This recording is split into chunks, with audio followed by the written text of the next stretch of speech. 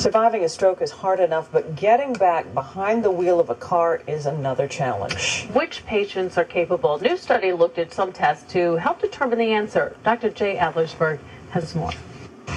Miriam Babad's altered walking is the result of a stroke a dozen years ago. She's behind the wheel now, not the case right after the stroke. I needed somebody to do all of my errands and all of my goings and comings. I needed somebody to take me. Even to get to the railroad station, you need a car. So to make sure she could drive again, Miriam did some tests which the study found best predicted who could pass an on-road exam. One checked hand-eye coordination and thinking with alternating dots. Your job is to connect the dots. Another tested spotting things out of place, such as this arrow pointing right when traffic obviously has to go left. After a stroke, patients may not be aware that they have problems coordinating their hands on the wheel, their eyes on the road, and their feet on the pedals.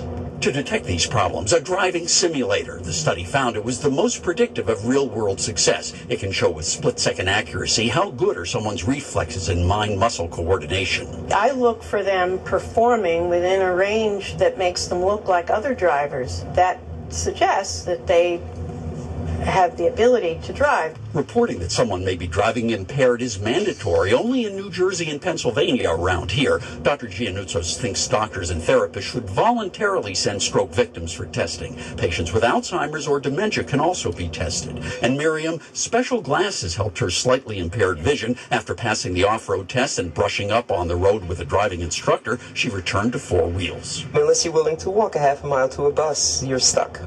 So it lets me live like a regular person. Thank God, as you see, we haven't gotten into any accidents.